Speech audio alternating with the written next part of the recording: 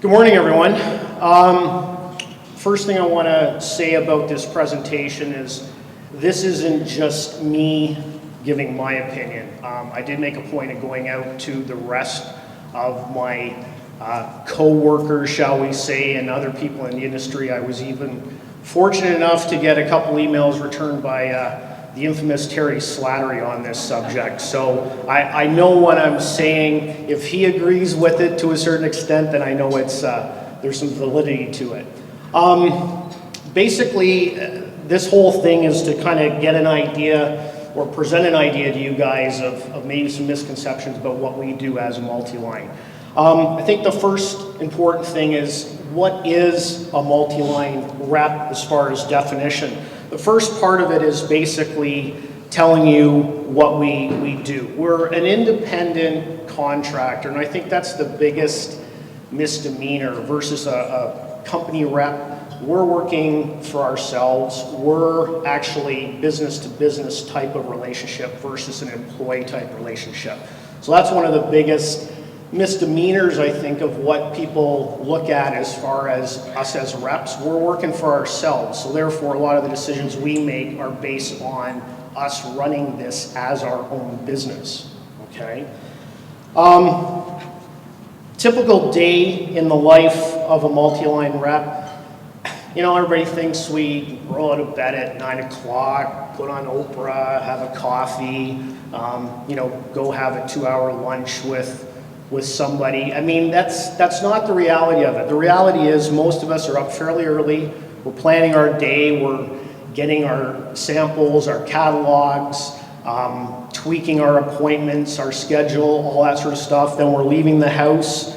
All of us have home offices, which means we never get away from it.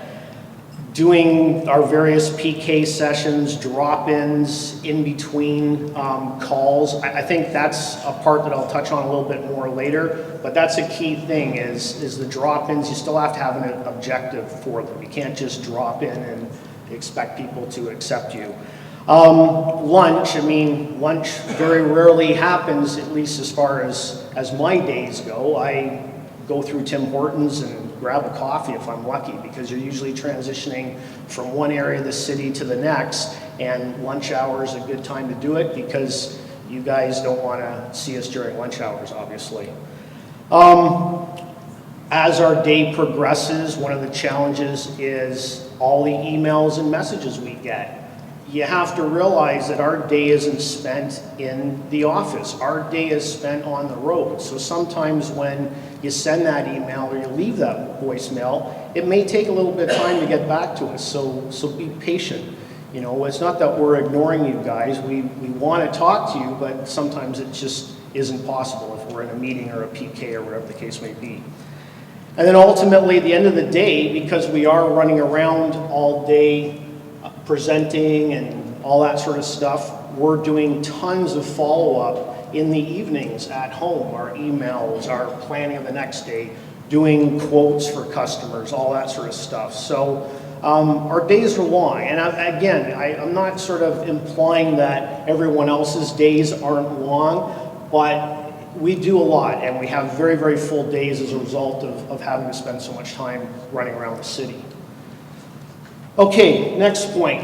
How do we work more effectively with suppliers? Because I think there's multiple components to what we do. First thing is suppliers have to realize that we're your eyes and ears to the industry. We're out seeing distributors day in and day out, interacting with the industry. We hear a lot, and we're able to share a lot of market information, things that are going on.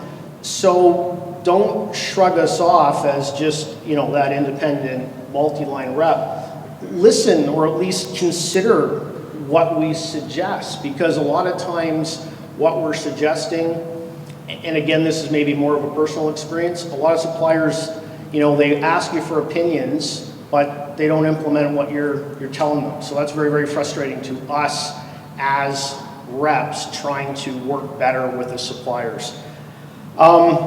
I think the other critical thing is understanding that as a multi-line, suppliers are only getting a portion of our time. And I think that's probably the biggest difficulty that suppliers have with multi-lines, is the feeling that they're not giving enough time. But again, as an independent contractor, we're having to make the most use of the time that we have. And it may mean that with a specific distributor, based on deals and programs and relationships, they may be getting more time with a specific line than the next guy. And that's just a reality of it. I mean, I know no supplier wants to hear that their multi-line isn't giving them 100% attention, but in some cases, it's the reality. It doesn't happen. And with other distributors that drop into, the line you represent may be their favorite, and therefore they're getting more attention during that presentation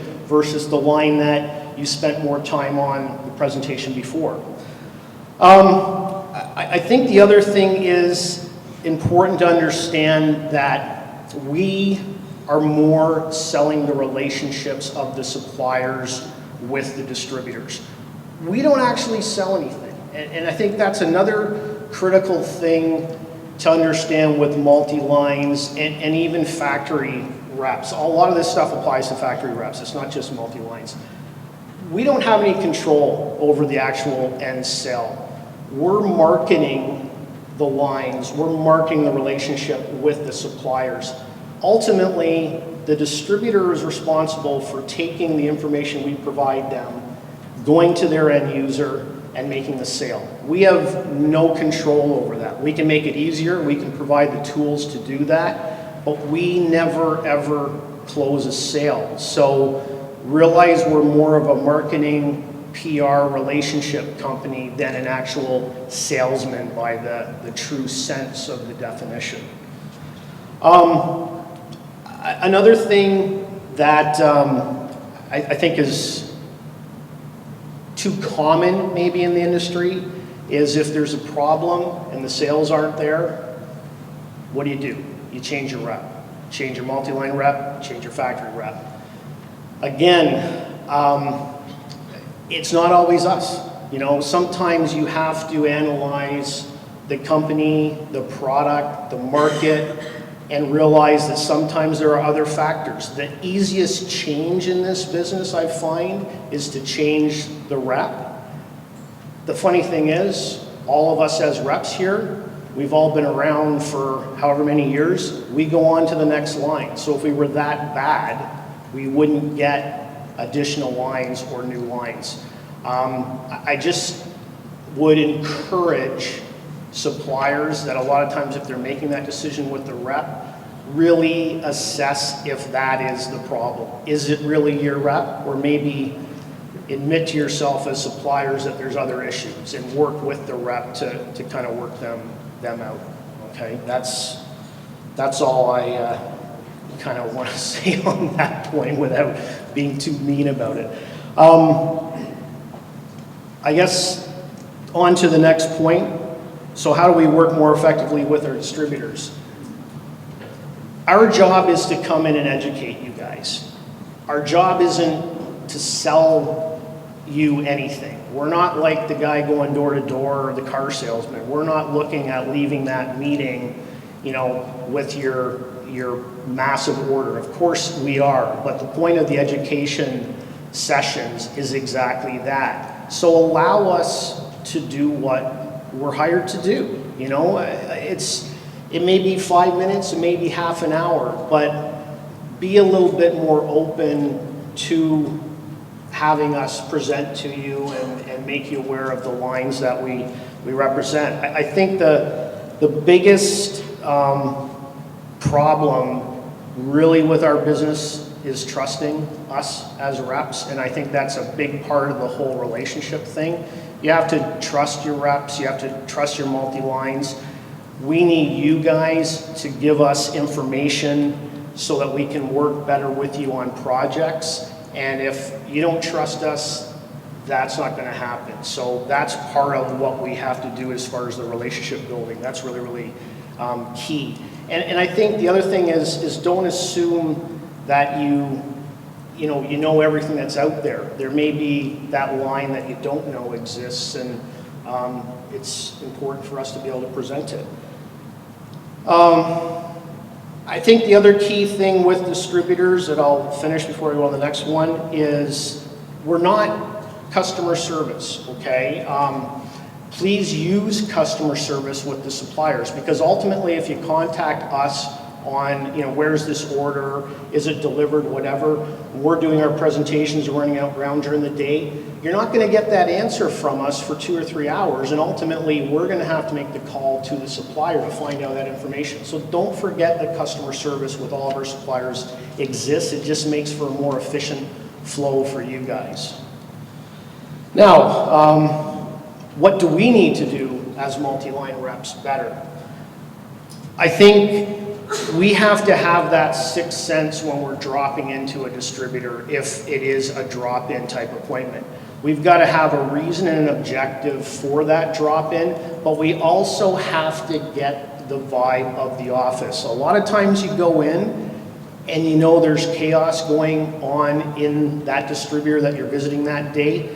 You've got to pick up on that, and you've got to respect that fact. So it may just be a walking in, leaving something with reception, and leaving. You may not have that luxury of your 20 minutes or half an hour to walk around and talk to reps. So respect your distributor's time as much as you want them to respect yours, and have that sort of sense when you go in and see someone. If the distributor asks you to do something, do it. I mean, that's our job, Don't be asking for tasks and then not following through with them. There's nothing worse to reputation than doing that. And I think the other thing is when we're working with distributors for programs and projects and stuff like that, don't set us up automatically for failure. Give us time to do this sort of thing. I mean, our job is to help you with programs. Our job is to find ideas on, different projects and that. But if you give us an email at 5 o'clock at night and you need your answers for 9 o'clock in the morning, is that really fair to us? Is that really fair to you guys as far as what you're expecting from us? Give us a couple days, absolutely. But give us a couple hours, I mean, it's just not realistic. I know rushes happen in this industry. We all get that, and there's always exceptions. But just generally, give us the opportunity to do what we do best well, and we need time in order to do that sort of thing. I think in closing, what I would sort of say is just basically keep us as an important part of your business. I mean, what we do is an important part of the overall promotional industry. And I think, again, all we ask for in a nutshell is just give us the chance to do our job. We're not bad guys. We're not the evil part of the industry, okay? Thank you. Appreciate it.